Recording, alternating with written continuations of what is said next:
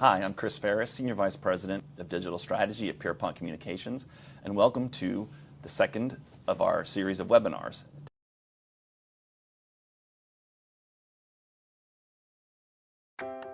Today's topic is AI in the workplace, particularly for communication workers, AI's impact on the communications and business world, and AI's impact on society at large. And I'm really excited to have our special guest here today. Kathleen Purley is the CEO of Demystify AI and a lecturer on AI at Rice Business. And she's here to answer lots of difficult and hopefully informative questions about AI. Kathleen, thank you for coming today. No, thank you so much for having me.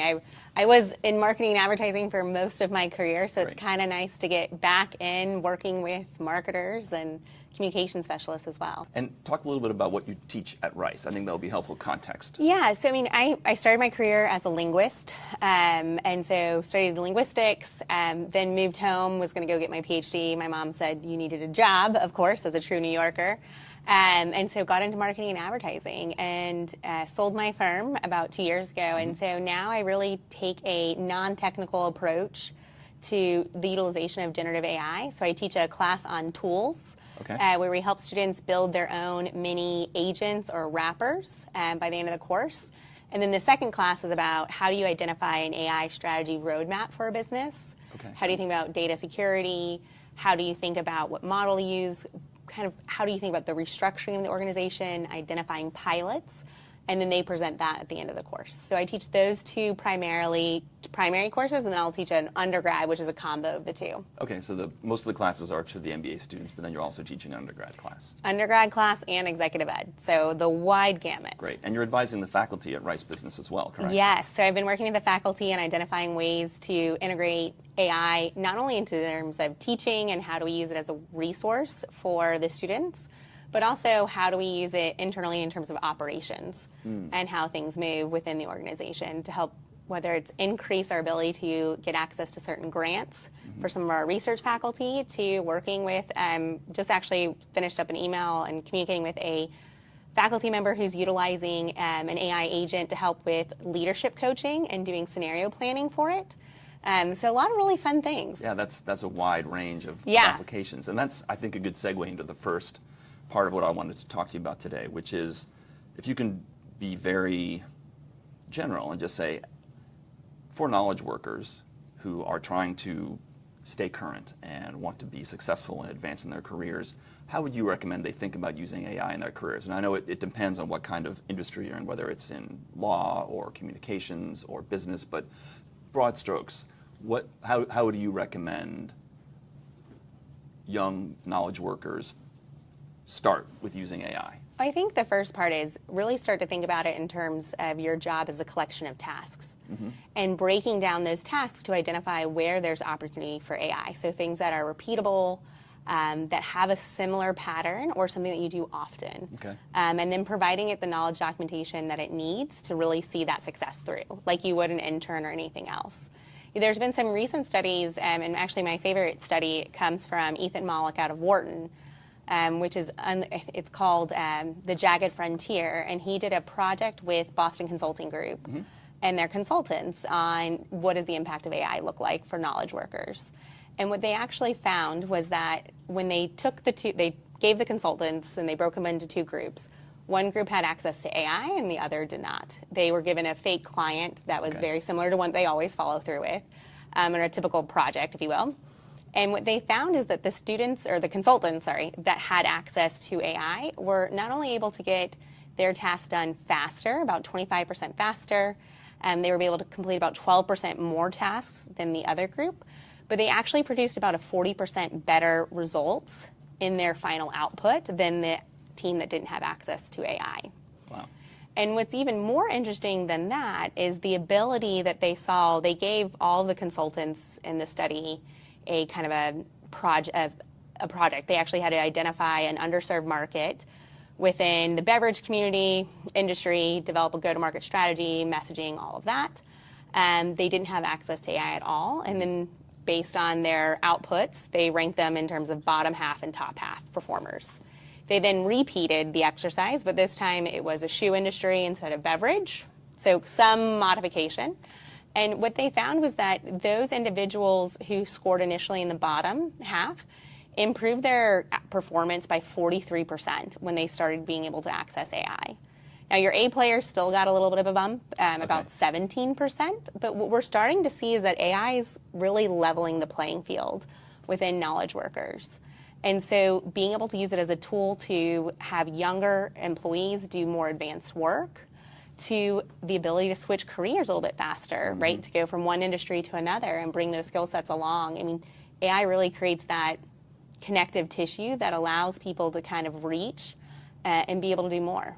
So what I'm hearing is that this study that you referenced, the top performers get a little bump from using AI, but the middle performers really get a boost in performance. Is that fair? Absolutely. And then, just to clarify, the middle performers, or probably all of them, they're not using AI to do the work for them. They're using it as a partner, right? So can you talk about that in a little more detail? Yeah, it definitely, I think, one of the things I think is really easy to do, and it's part of the challenge with AI, is its accuracy. So if you think about the latest models that have been released, even before the reasoning models, right? So before the O1s and the DeepSeek R1s, we were seeing about a 3% error rate, which I'm probably wrong more than 3% of the time. And so now it's getting closer to less than 1% with the more advanced reasoning models. And so what's a challenge with that is if something fails less, like 0.5% of the time, you're less inclined to build that habit of really reviewing, being more critical, and really thinking strategically about the outputs. And so I actually have my students write a paper on AI's impact in their industry, and then they have to go back and pull out a red pen and so you edit have them it. literally just say, give the AI a prompt, and then they turn in the paper. But before they turn it in, they have to basically correct it and grade it themselves, right? Yep, they have to grade it themselves, and then write an understanding of where the model missed, right? So is there certain aspects of types of language that the model didn't truly understand, or nuances? So if you dive into the impact of AI on oil and gas, it might not really understand the specifics around LNG and kind of the domino effects of a potential decision around that. Okay. And so that's why I always tell my students, like, our next leading innovators, yes, we have a lot of folks in the, PhDs in ML and AI, they're doing great work, but the true innovations are going to come from industry folks that have deep expertise in understanding a problem, a challenge, that then build the skill sets of AI to bring those two worlds together. And is that where agents come in? I think so. I mean, absolutely. It's something I've been working on personally as well. We've been building an AI investor relations agent. And what we find is that it's very similar to how you think about the structure of an organization. And as we talked about, taking your job and breaking it down into tasks. Think about processes, break it down into tasks. Where is it important to have that human connection and or oversight? Where can AI do certain aspects of it? And so what you'll end up seeing is the ability for humans, and in a way, every human will end up becoming a manager. A manager of agents. Of agents, okay. Yeah. And being able to, and some of them will be agents and humans, like a combination of the two. But having to orchestrate all of that. And what's really fascinating that we've seen is we're not talking about one single agent. We're talking about a collection of agents, right? Each with a different specialty, right? So you're going to have an investor relations agent and... even more narrow than that. Oh, okay. So like when you think about it from that perspective, we might have an investor relations agent that's actually orchestrating 5 or 6 agent assistants, if you will. One that's focused on financials, one that is focused on linguistics and semantics and how that might shift things, one that's focused on the sell side analysts and what questions they might ask, right? And so by chaining these agents together, not only what's really fascinating is you're able to have one agent review and identify what the best outputs are, but they're also able to learn from each other. And when you segment the agents into kind of very specific narrow tasks, they tend to perform better. You can do better fine-tuning of them. And then you can also... So they develop their own specialties, right? Yes. And they're maybe less prone to error in those cases? Yes, okay. Less prone to error. And it's also less expensive when you're thinking about deployment and costs, because you can adjust the different types of, for example, what model works best for the financial one might be different than the model that works best for the one looking at semantics. You say model, you mean like a ChatGPT agent versus a perplexity agent, or what do you mean by? Even more lower than, like even a layer deeper than that. So like the O3 model or the O3 model from ChatGPT works best on this scenario, whereas the 4.5 model is great for this type of writing or this skill set. Okay. Or we might use, for example, a different, like Finbert is another model that we might look at in terms of chaining those together. Okay. Let's bring it back to real people. So if I'm a young person, I'm in my 20s, I'm trying to get my start in as a knowledge worker. I'm hearing you talk about this, and my interpretation might be like, well, I'm going to be replaced by an agent. Is that is that a valid concern for a young person, or even a mid-career person? You know, I think what should be concerning for them is if I don't integrate AI into my daily skill set, then yes, that is a very plausible scenario.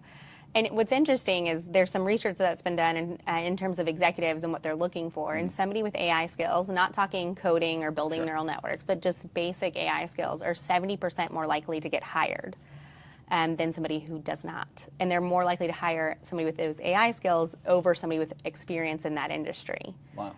And right now they're garnering about a 56% wage premium if they have those skill sets. So it really does create a huge opportunity for you to open that door and really have and bring that business strategy or insight to the technical side. Because a lot of the engineers I work with, who are wonderful people and they're absolutely amazing, they don't know what the business problem is to solve. Mm-hmm. They can build it, they can code it, they can really think about how like AI, ML ops works on the back end, but they need to understand, well, like, what is the biggest challenge that we need to solve, and what does that value creation look like? Gotcha.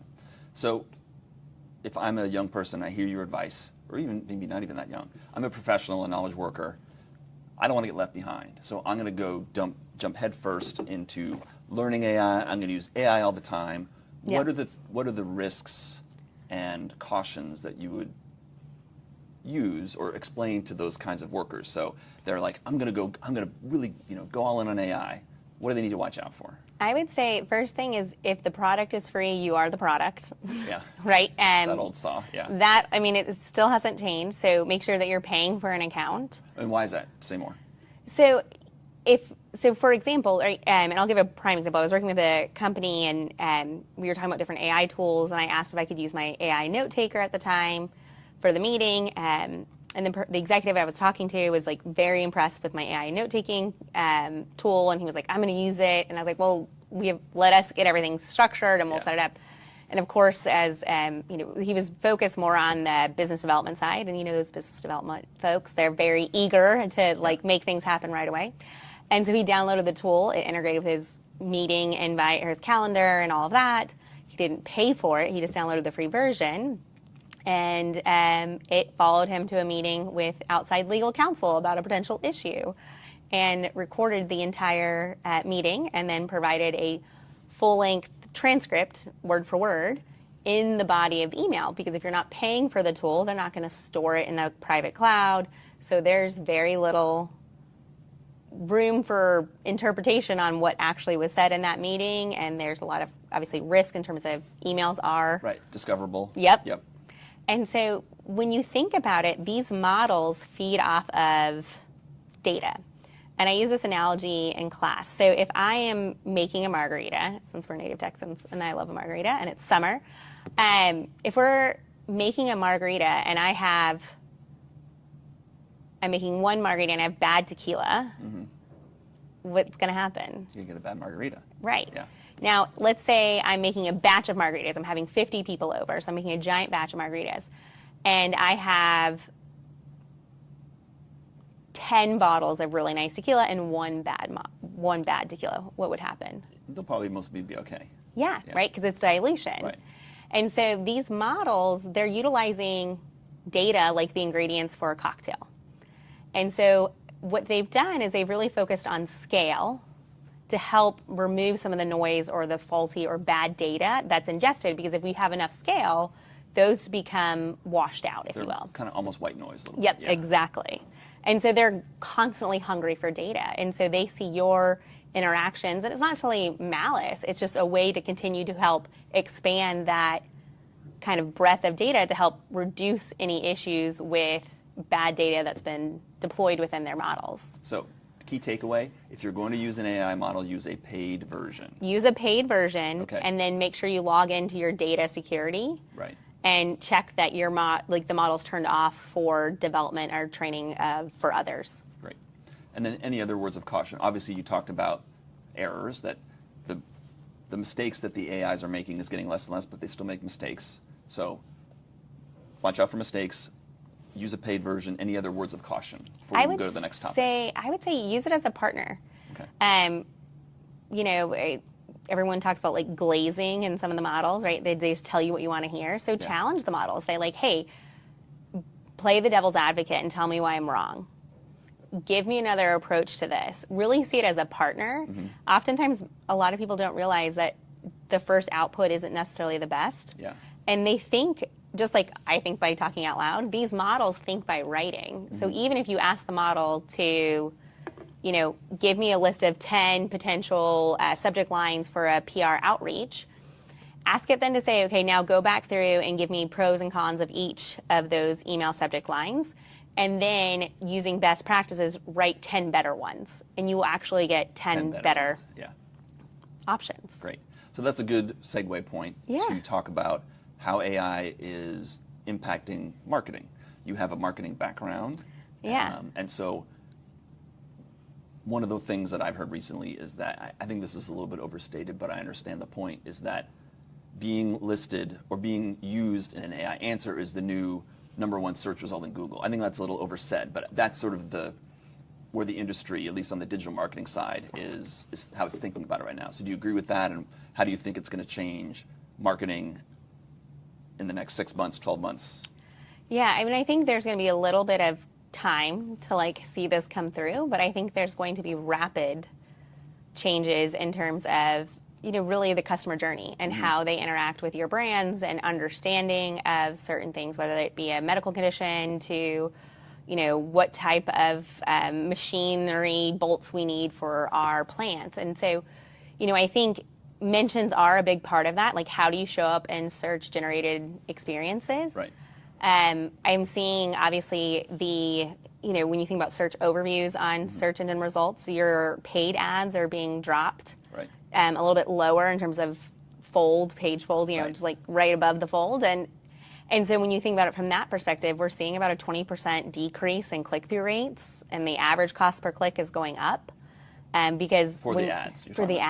When there's AI overviews present. Right. And it's not surprising, right? Because when we were playing in that space, and I was doing a lot of those our team was doing a lot of those campaigns, you know, we always would do studies on, you know, is the second or third position actually just as valuable as the first? Well, when you're already down there, in terms of you have the AI overview above it, you know, should you be looking at changing your strategy? Does the first position more relevant given AI overviews? And those first position spots on those ads cost money. Right. Do you think that Google is going to eventually, because Google is still used far more than, for example, ChatGPT, which is which is the most used AI model right now. Yeah. Of course, Google has Gemini. It also has AI overviews that it produces to a varying percentage of the time, depending on what kind of question you ask. But then it also has AI mode. Do you think in the future AI mode will be the default, and then people have to toggle back over to search? I think so. Okay. And what's the impact going to be then? Well, I think, you know, one thing that I'm starting to see across the board is really like where I ultimately see it going is basically how do we interact naturally as humans, right? So search is something we've all become accustomed to, but is not a natural human, like in terms of how we structure, right? Like doctor near me, right, is probably what I would use in search. But if I'm using more of a voice, I tend to have longer tail questions, and I tend to have more of a conversation. And I think we're going to start to see a shift in terms of browsers and interfaces to the point where I think ultimately we'll start moving towards glasses. You know, a lot of the companies are going after the glasses market because then you can interact on an ongoing basis with the world outside as well.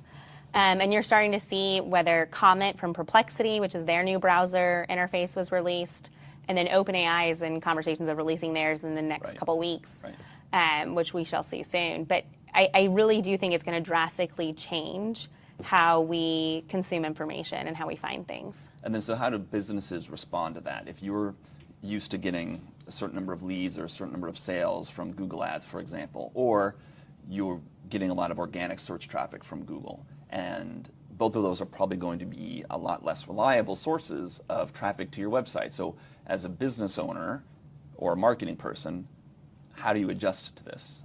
Yeah, well, I will say, so when I started my career in the digital ad space in 2011, roughly, we were lucky if companies were spending 20% of their total ad spend on digital. Yeah. And recently, before I left, it was 95% digital. And I feel like the pendulum maybe swung too far. And as a digital nerd and being able to layer in the analytics and do propensity modeling and very targeted campaigns, I think what we missed and what people don't really understand is the value of brand awareness and how do you bake that back in? Because we would utilize something like 5 foods to help improve your thyroid function, as a way for a health system to really start to build awareness and just top of mind recognition through an educational space.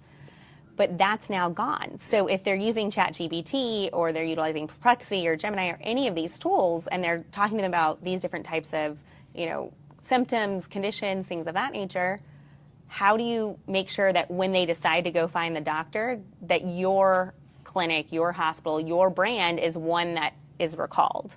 In the answer from the prompt? I don't even think in the answer from the prompt. I think actually in the mind of the patient or the consumer. Because even if you think about the answers from the prompt, the dynamics of how it's displayed from a UX UI perspective, it's usually typically like sources and it says like 87 or how many, and then there's like all these little tiny icons and you have to like really dig to get into it.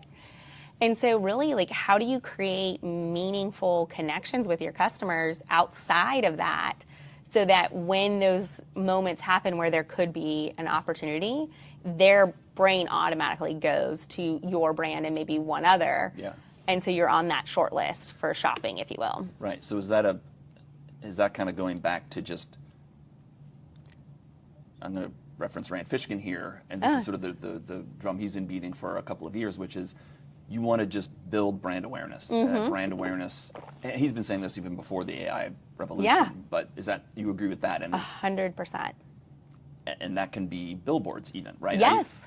Like not a digital billboard, but like an actual billboard on 59, right? Billboards, events, community, like online community development to radio, TV. I think really rethinking how do you build that subconscious awareness is going to become more and more important. And then what about the value of earned media? So we are a public relations firm, so I feel contractually obligated to ask about the importance of PR. And is earned media important for 2 reasons? 1, to build brand awareness, but 2, to provide a reliable source of information that mentions your brand for the models to ingest, because there's evidence that they like news stories because they tend to be objective, fact-driven, have experts who have authority, those sorts of things. I would say it's become even more valuable than it was. And in part because, if we go back to that example of like 5 foods to improve your thyroid function, right? Depending on, let's just say, like, I might want to get that answer from ChatGPT and it'll give me those 5 foods. But if you're able to build through PR outreach and media exposure true experts or that provide a unique perspective, like, I actually don't care what GPT says or Perplexity or whatever tool I'm using.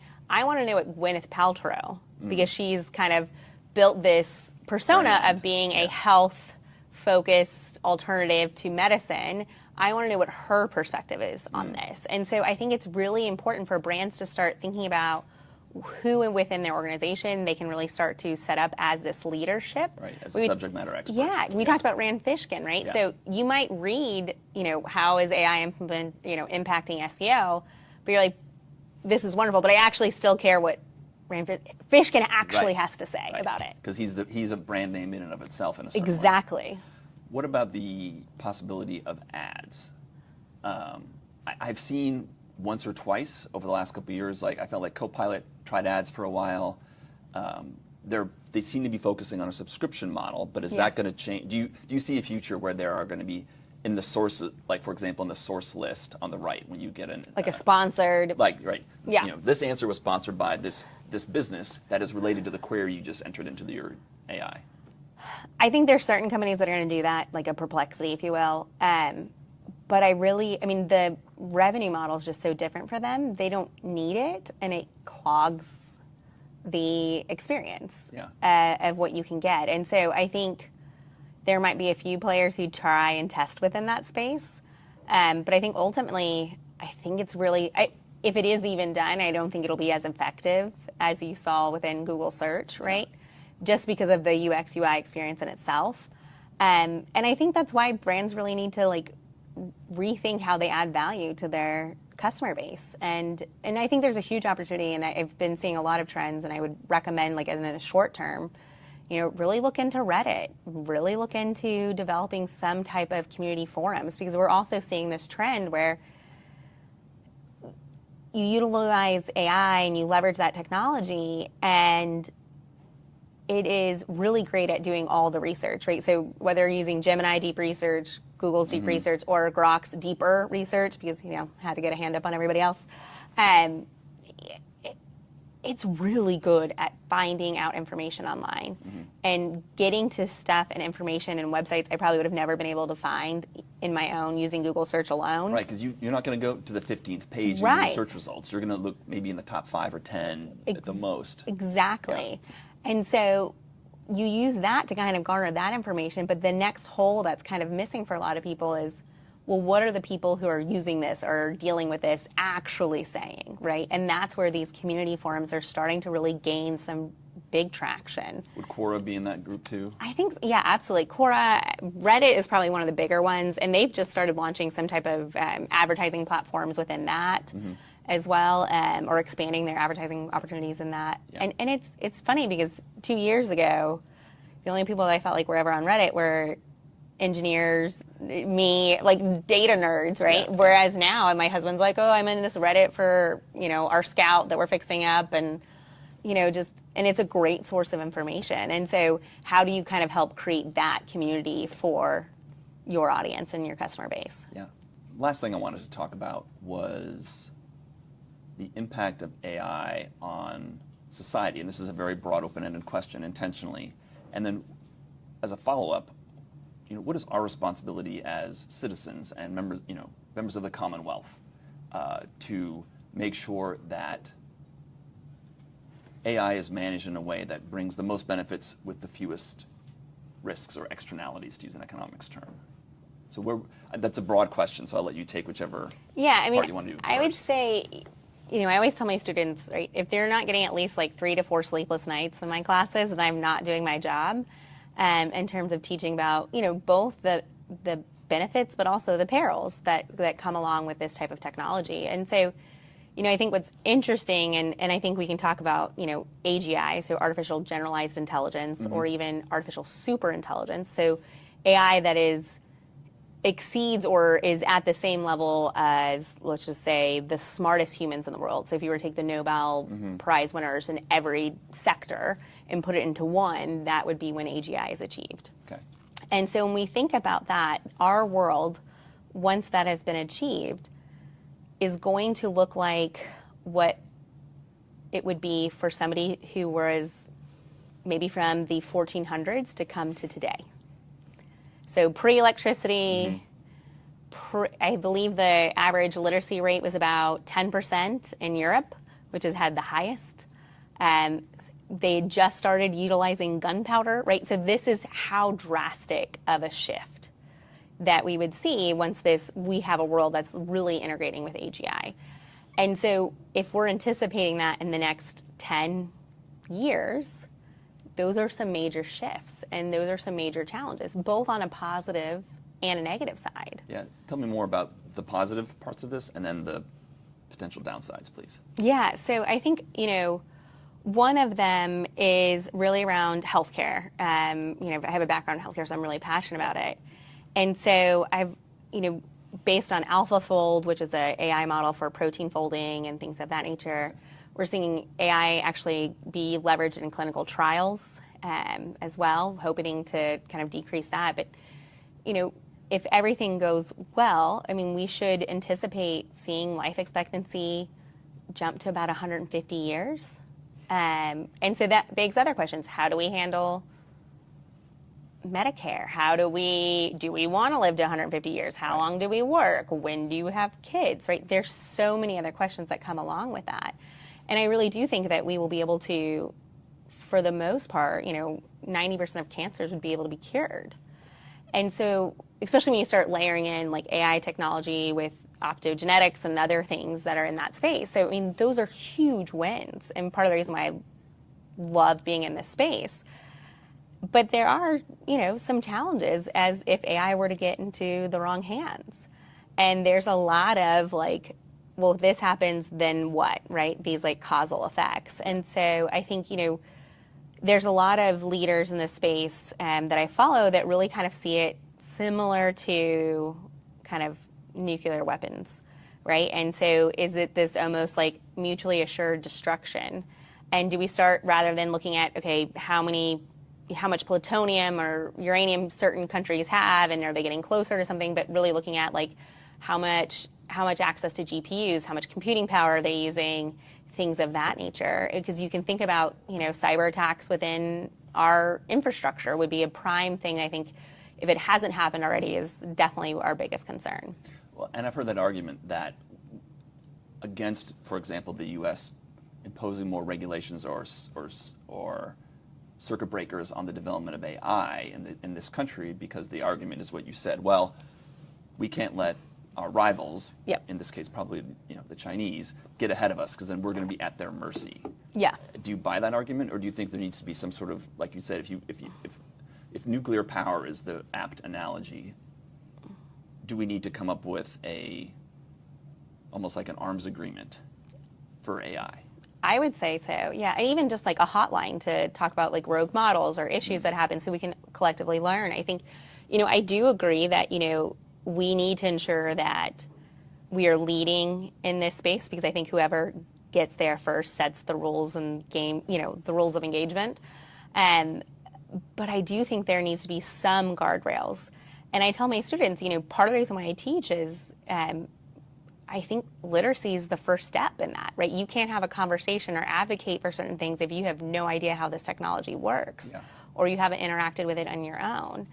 And then I think the other part of it is utilizing your own dollars, if you will, in terms of what tools your company adopts and how they think about AI in their policies and their rollout. So, for example, Grok 3 was rolled out pretty haphazardly in terms of no red teaming.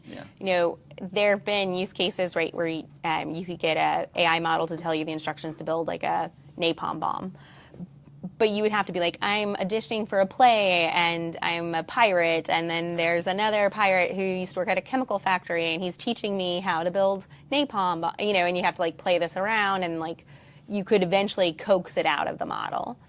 It would break the safeguards, if you will. Through a little bit of chicanery. Yeah. Yes. And now with some of the Grok models when they were released, like you didn't need any of that. Just tell me how to build it and it would give it straight to you.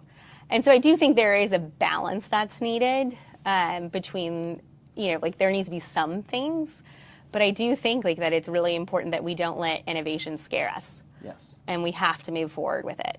So let's end on maybe a more positive note. Yeah. We've covered a lot of different parts of AI, from sort of granular to global. What's your best case scenario for the future for individuals, for businesses, and for society that AI can possibly provide or help us achieve? Maybe we say it that way, because we don't want it to feel like AI is doing this for us, it's doing it with us, right? That would probably be part of it. Yeah, well, and I think when AGI and ASI comes into play, you start to wonder, how do you maintain or control a model that exceeds your intelligence?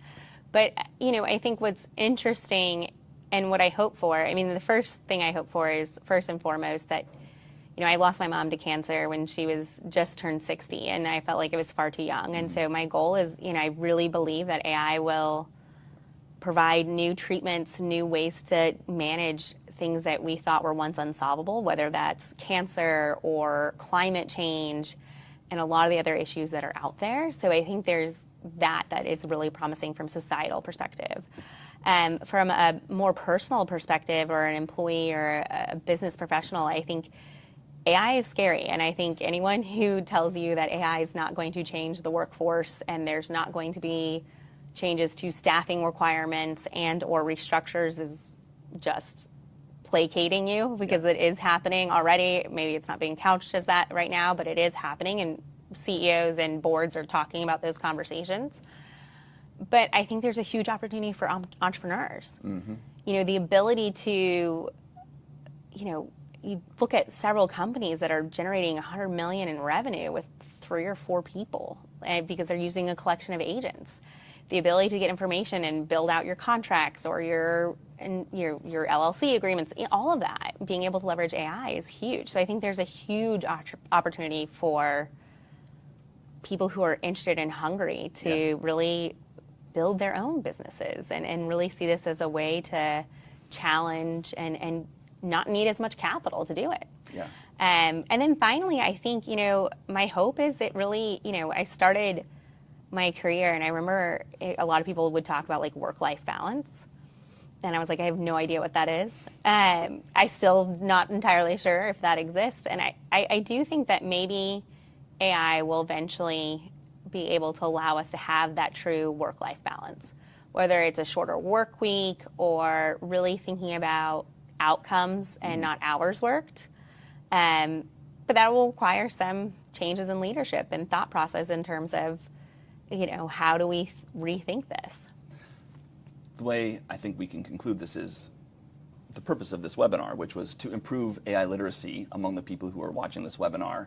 Yeah. And I think we achieved that. So thank you so much. Step 1, yeah. Thank you so much, Kathleen, for coming today. It was such a helpful conversation. If you have questions, please put them in the comments below the video, and we will address them as we can. Thanks for watching, and thanks again for joining us today. Thank you for having me.